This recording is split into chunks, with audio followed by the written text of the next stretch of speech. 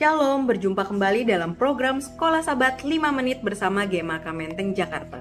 Program ini dibuat untuk memastikan jantung kerohanian kita tetap berdetak. Pelajaran Sekolah Sabat ke-11 dalam kuartal ini berjudul Bapa, Anak, dan Roh Kudus.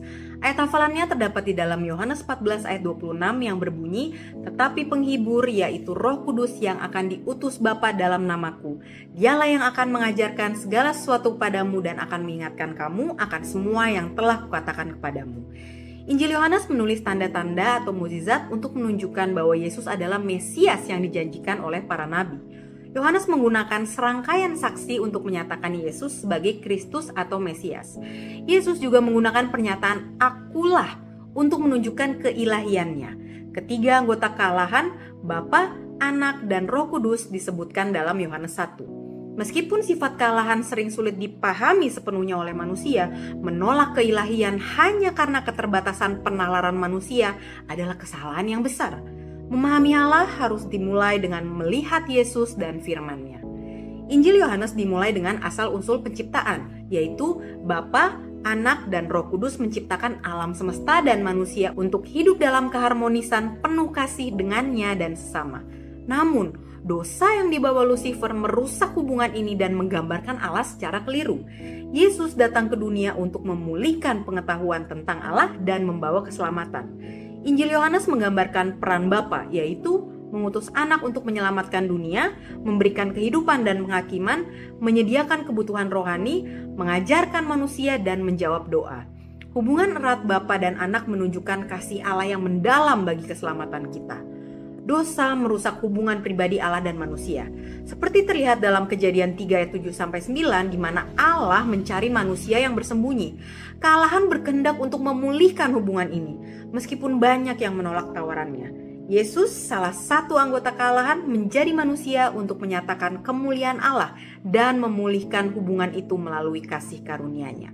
Dalam Injil Yohanes, kita melihat Yesus sebagai sumber kehidupan kekal dan jaminan keselamatan bagi orang percaya.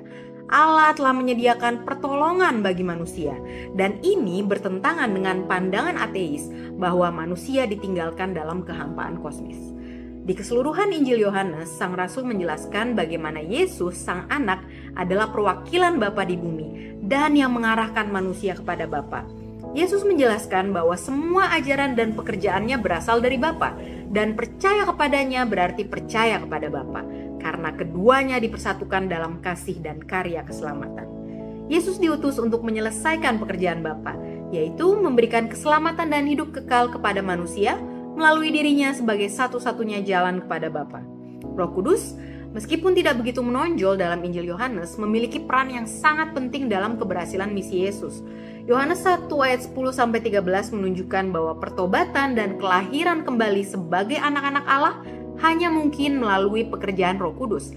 Aktivitas Roh Kudus digambarkan sebagai penghibur, pengajar, dan sumber hidup rohani. Yesus menekankan bahwa Roh Kudus adalah karunia tertinggi yang diberikan Bapa untuk meregenerasi dan memberdayakan gerejanya. Roh Kudus dapat melawan kuasa dosa dan kejahatan. Roh Kudus menginsafkan manusia akan dosa serta menyatakan bahwa Allah itu benar. Doa Yohanes 17 merupakan doa Yesus yang menjadi penutup dari percakapan perpisahannya. Dalam doa ini, Yesus menunjukkan kerinduannya agar umat manusia dipulihkan ke dalam hubungan pribadi yang erat dengan Allah, seperti hubungan yang Dia miliki dengan Bapa dan Roh Kudus.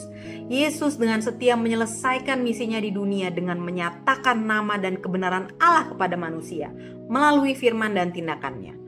Untuk melaksanakan misi ini, Kristus menghadapi pengkhianatan, penolakan, dan penderitaan hingga mati di kayu salib. Injil Yohanes menggambarkan betapa seriusnya Yesus menjalankan misinya dan betapa besar kasihnya kepada manusia. Dalam menilai siapa Yesus, para penentangnya menilai Yesus menurut daging, yaitu dengan kriteria-kriteria duniawi, tanpa kendali Roh Kudus. Mereka gagal melihat bahwa Yesus adalah firman yang menjadi manusia. Roh Kudus adalah roh kebenaran, yang tugasnya menerangkan dan mempertahankan kebenaran. Roh Kudus memberi penghiburan melalui kebenaran dan menanamkan kebenaran dalam hati manusia melalui kitab suci. Sekian program Sekolah Sabat 5 Menit kita hari ini. Sekolah Sabat yang bersahabat, bersemangat, semua terlibat dan jangan terlambat. Tuhan Yesus memberkati.